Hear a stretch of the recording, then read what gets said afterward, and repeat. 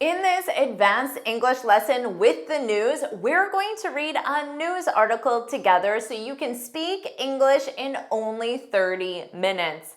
Welcome back to JForrest English. Of course, I'm Jennifer. Now let's get started. Our headline, AI is not yet replacing workers in the US, researchers find.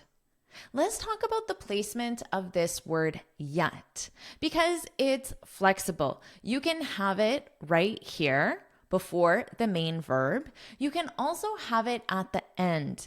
And in spoken English, it more naturally comes at the end. In more formal or academic purposes, you'll see it before the main verb. Let's review these sentences. I haven't subscribed to JForrest English. That's correct on its own, but you can add yet to show that the action is still possible. And that's also why the verb tense is in the present perfect here, to show that the action is still possible. It's an ongoing timeline. Or you can say, I haven't yet subscribed to JForrest English. This is grammatically correct. It sounds more formal to me. The first one sounds like what I would expect from my students and native speakers. I haven't subscribed to JForrest English yet. Ooh, does that describe you, or have you described? Either way, make sure you subscribe so you're notified every time I post a new lesson. So here, notice AI is not yet replacing. So in this case, it's in the present continuous. Is replacing, isn't replacing in the negative, and then isn't yet replacing to make it sound more formal or academic. Workers in the US, researchers find. Now, speaking of flexibility, you could also put this at the very beginning of the sentence and say researchers find AI is not yet replacing workers. You can use an optional researchers find that AI is not. In that case, that is optional. Don't worry about taking these notes. I summarize everything in a free lesson PDF. You can find the link in the description. Now let's review the article. ChatGPT is not yet causing the massive upheaval in the US labor market that many have feared. Okay, so we have the exact same sentence structure. Is causing our present continuous, making it negative, is not causing. In spoken English, you can form that contraction, isn't causing. And then because they're making this sound more formal, more academic, they're putting yet before the main verb.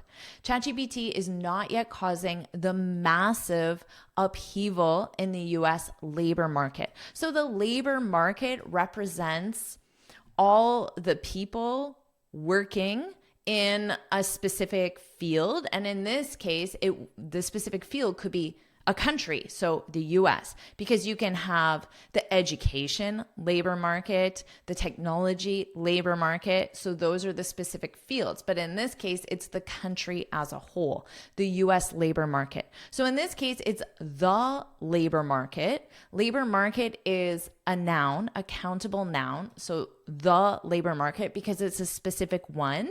And then US gives you more information about which labor market. So US here, United States, functions as an adjective. Now let's review upheaval. This is a noun. It's a something, caused something, causing the massive upheaval. Upheaval represents change, disruption, and significant. So the word massive makes it sound stronger, but the word itself, upheaval, I imagine everything changes. Everything is different. So you can just think of what happened to your life during the pandemic. That was upheaval.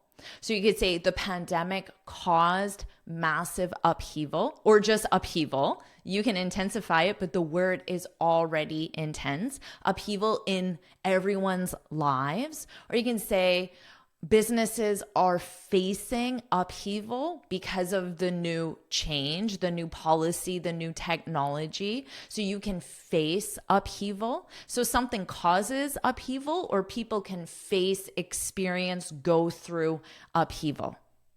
But of course, remember in our article, it's not yet, meaning it still could happen. ChatGPT is not yet causing the massive upheaval in the US labor market that many have feared. That many people, so the many just represents many people, have feared. This is in the present perfect because it started in the past and it continues until now. Have feared since the chatbots launch in 2022.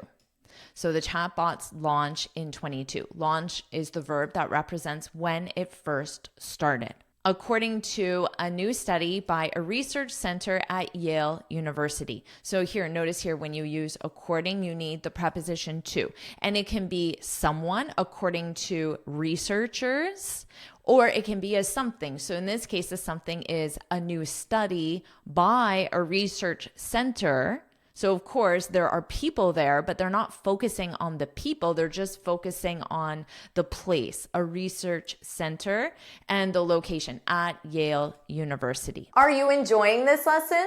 If you are, then I want to tell you about the Finally Fluent Academy.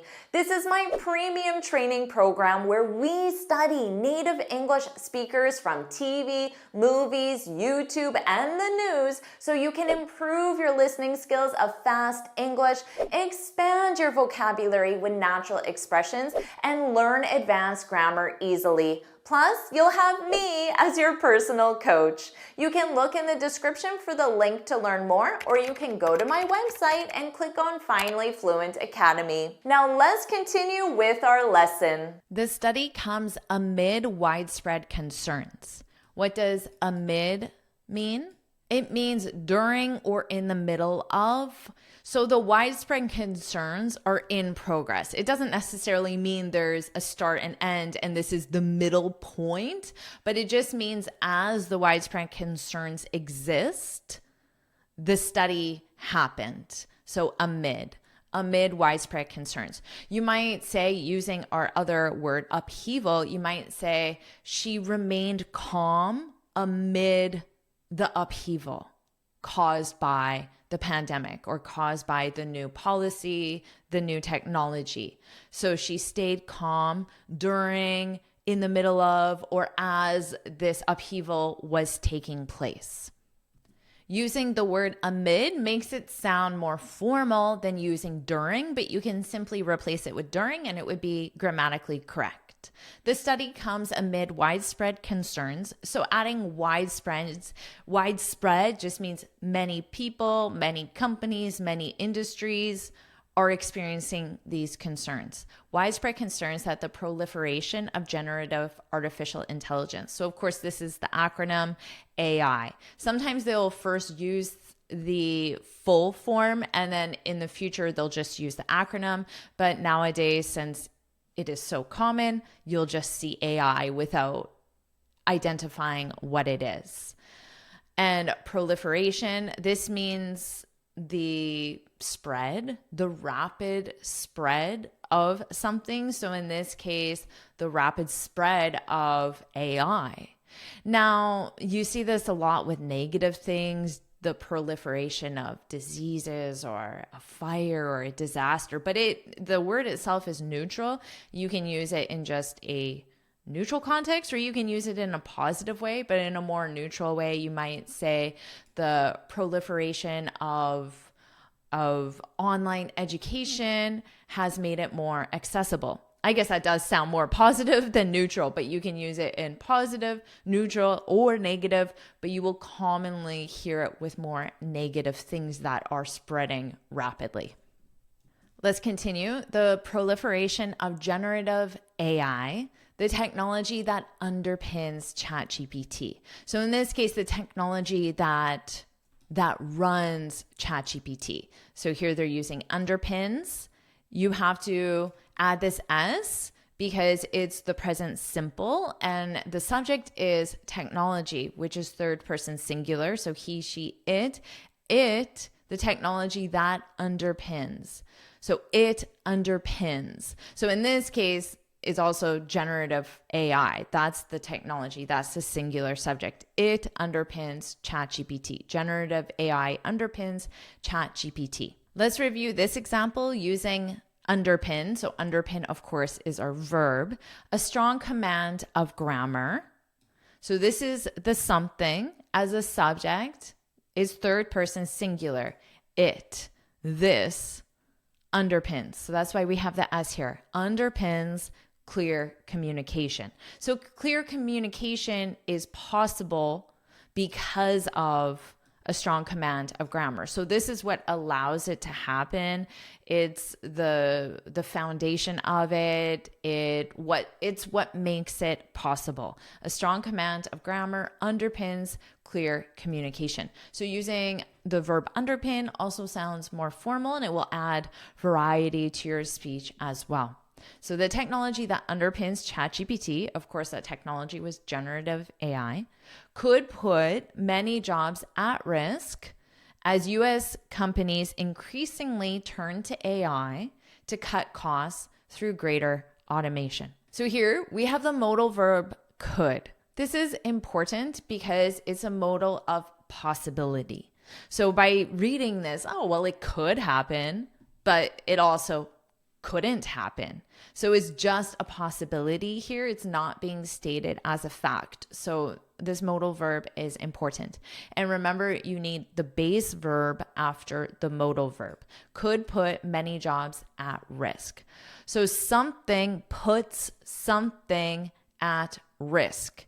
You could say the upheaval put my job at risk. So this means you may lose your job. You may not lose your job because it's just a risk. If something is at risk, it means there's the possibility to lose it, but it's just a possibility. So it doesn't mean it will happen. Let's review this sentence. The upheaval in the stock market. So you have the stock market, but then upheaval, complete disruption, so much change. Remember, just think of the pandemic. The upheaval in the stock market put my savings at risk. Now, put is a verb, so you need to conjugate it. That's why here we have it as the base verb. So how is it conjugated here? It's in the past simple, because if it were the present simple, what would it need? It would need the S, because the upheaval, this is a singular concept, third person singular. It puts my savings at risk. My savings, this represents the money I have in my bank account that I'm going to use in the future for a specific purpose. That's my savings. So in this case, it's the past simple. So remember, put is an irregular verb. The conjugations are put.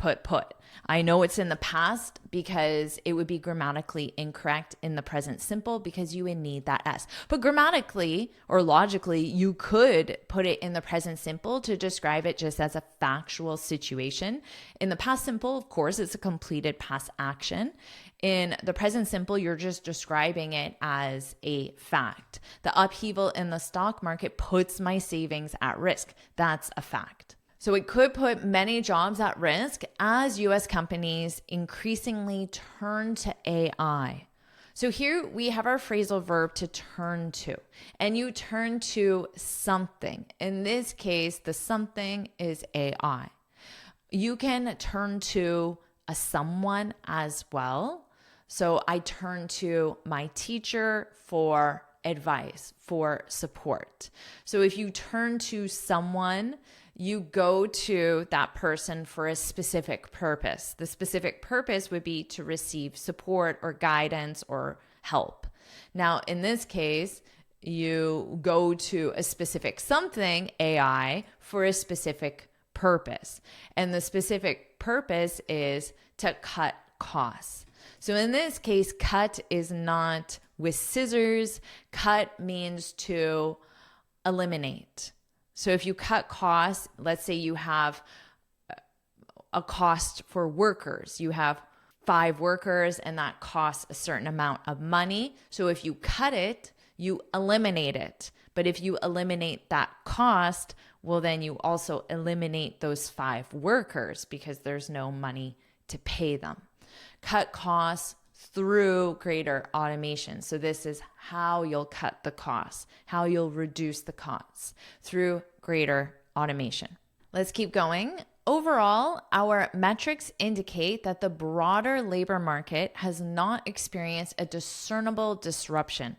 So here, notice there's quotation marks. So I know that these words are coming from someone's mouth. I'm going to assume it's those researchers at Yale because that's the topic and no other someone has been introduced. So I'm going to assume that this is from that research study even before I know. Overall, our metrics, so metrics, this is their measurements, their data. Our metrics indicate that the broader labor market, so remember we had a labor market group of people employed. Now, broader means that they're not looking at the education labor market or the technology labor market. They're just looking at it in general or overall or more, so broader. Broader labor market has not experienced a discernible disruption. So disruption, that could be a replacement for the word upheaval. So a significant change. And discernible, you could replace this with the word measurable.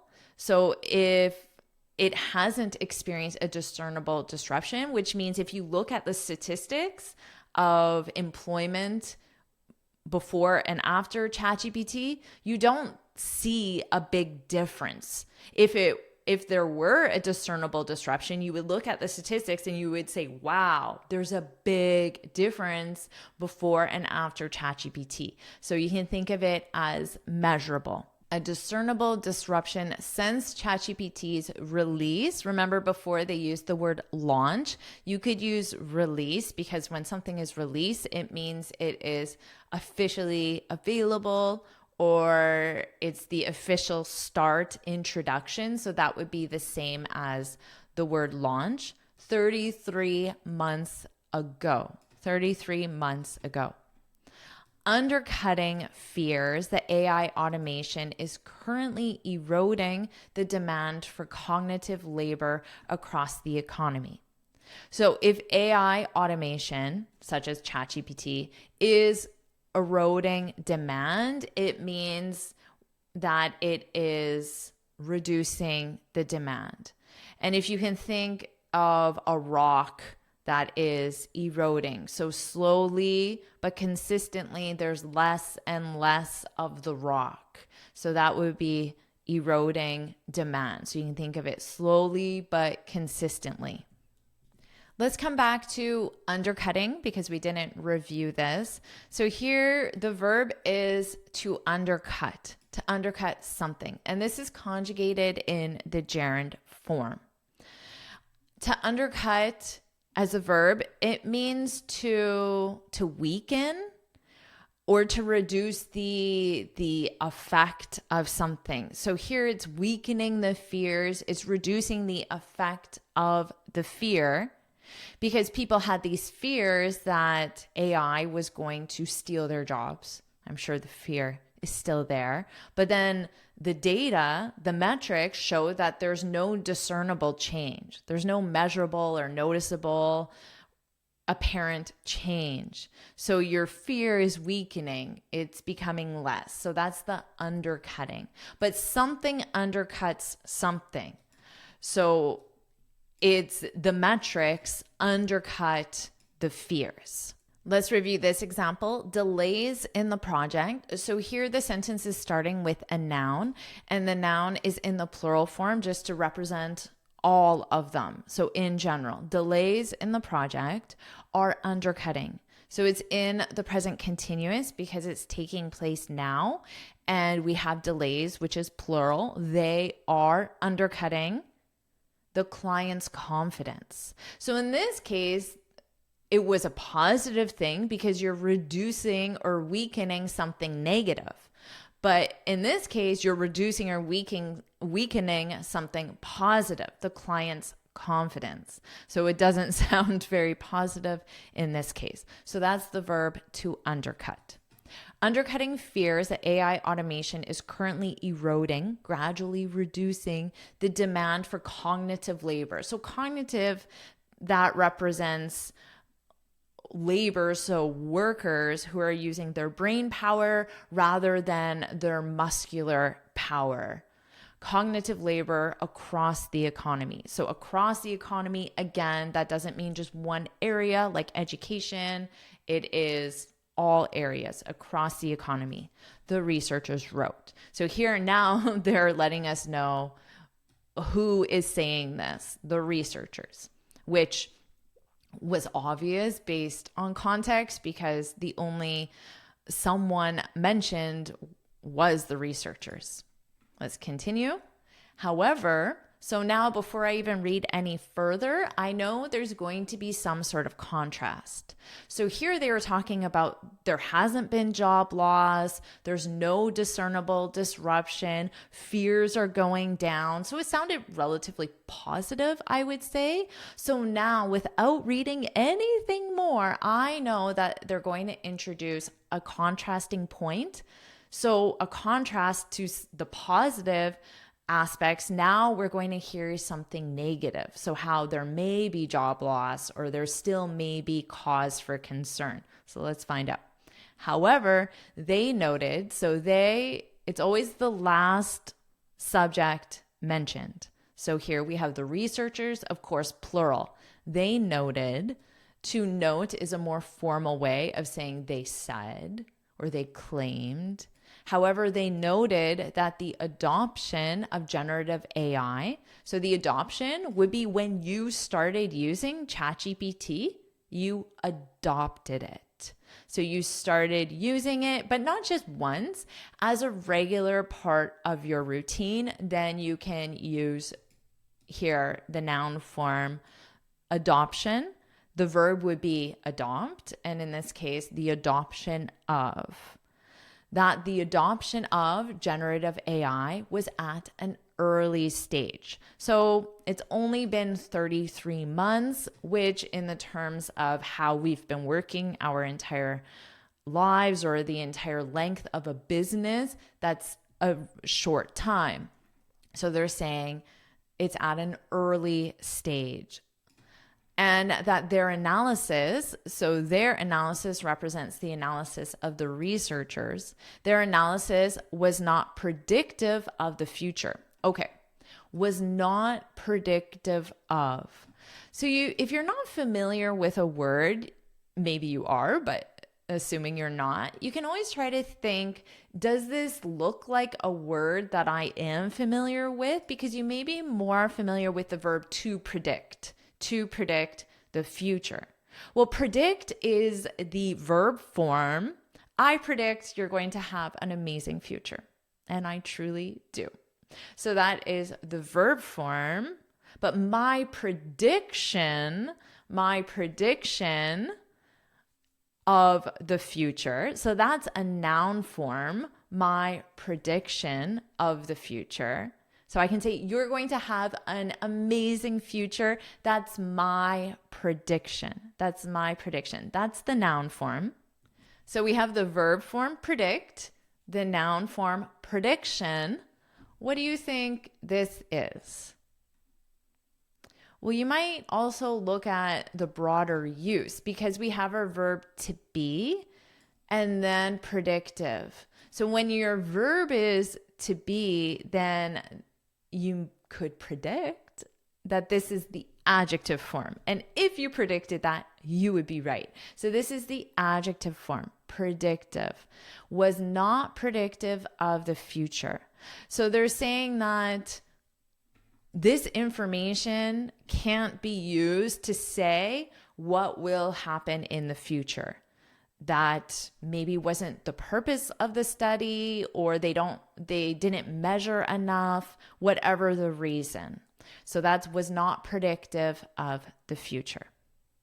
So now you know the adjective form, the verb form, and the noun form. You'll hear the adjective form more in formal writing, academic writing, definitely in scientific or research based. In personal everyday context, you'll most likely use the verb and the noun form. Their analysis was not predictive of the future. The researchers plan to monitor relevant data monthly to assess how AI's job impacts might change. So remember, this was our contrast with however. Let's continue. While the new study says AI isn't yet impacting the broader labor force, so again, adding yet here sounds more formal or academic. If you added it after force, while the new study says AI isn't impacting the broader labor force yet, that sounds more casual, every day. There are a few specific examples of companies making big staffing decisions based on what they see as the technology's potential.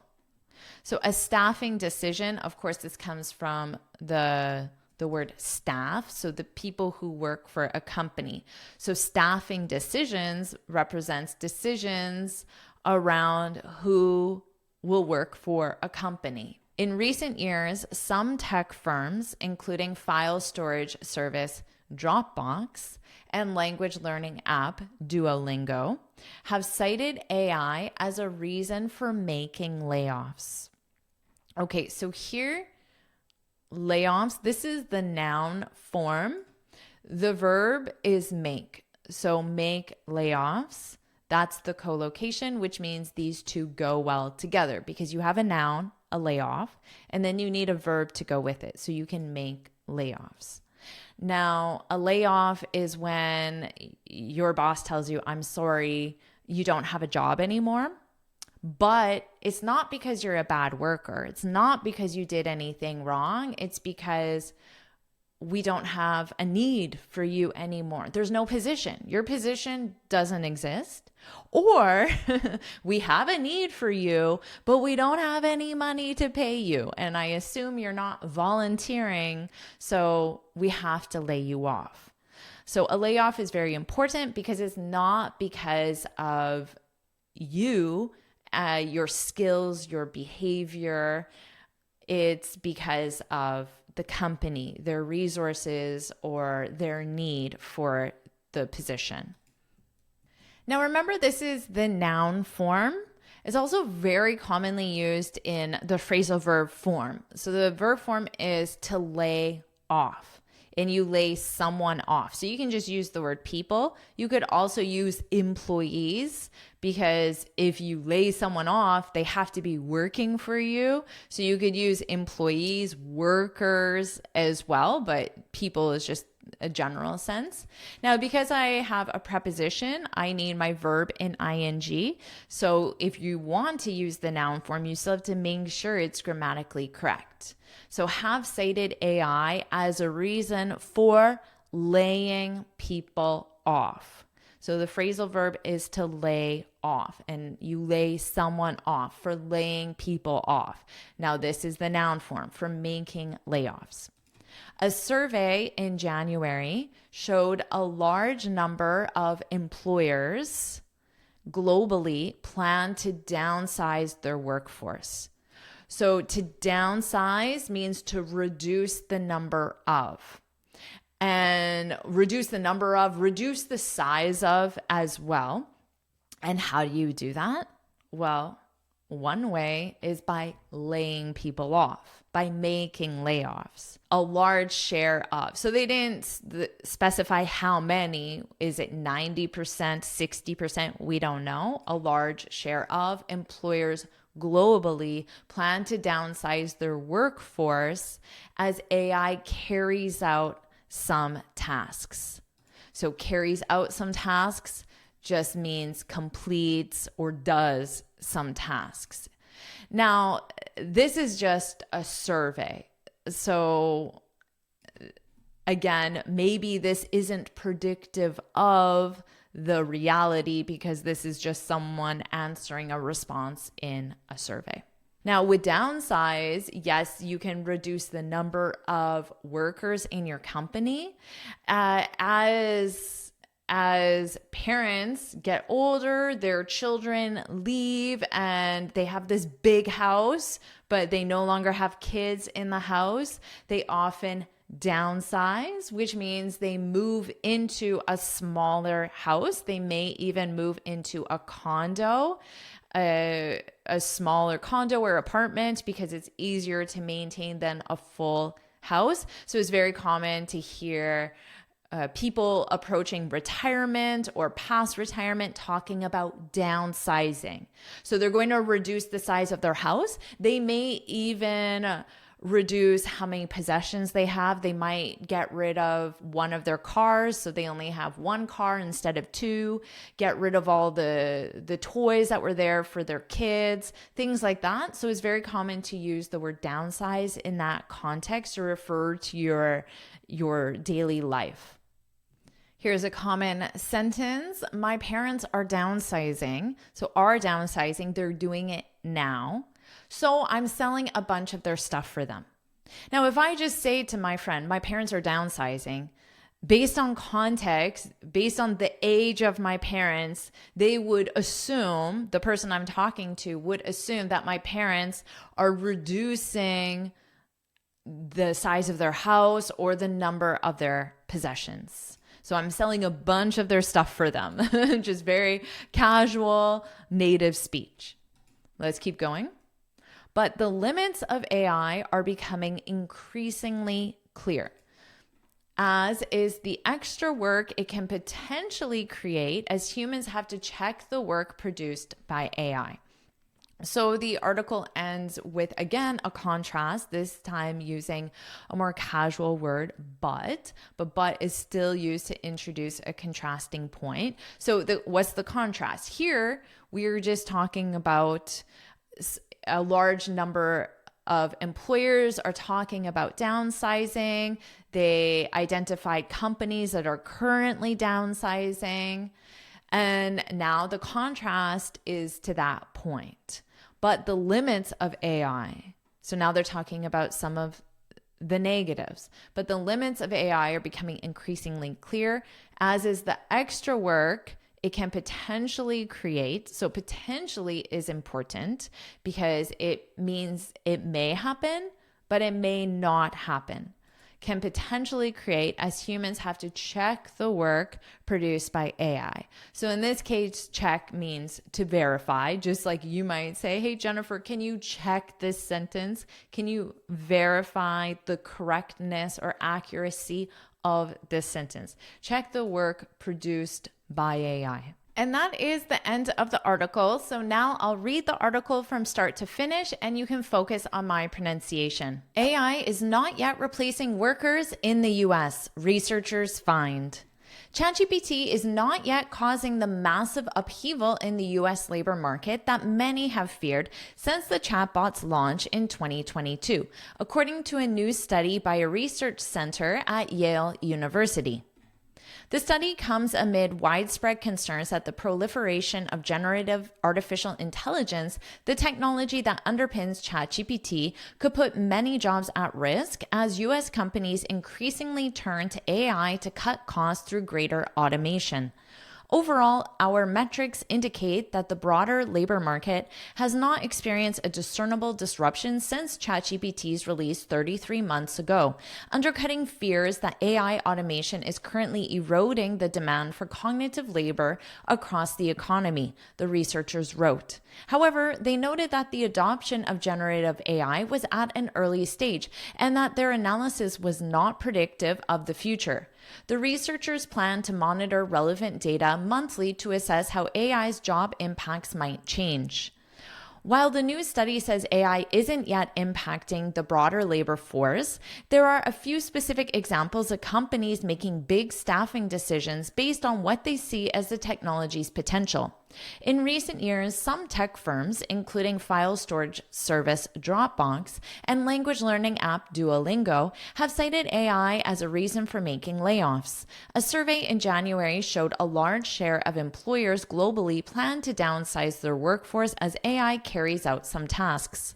But the limits of AI are becoming increasingly clear, as is the extra work it can potentially create as humans have to check the work produced by AI. Do you want to keep learning English with the news? If you do, put let's go, put let's go in the comments. And of course, make sure you like this lesson, share it with your friends, and subscribe so you're notified every time I post a new lesson. And you can get this free speaking guide where I share 6 tips on how to speak English fluently and confidently. You can click here to download it or look for the link in the description. And here's another lesson I know you'll love. Watch it now.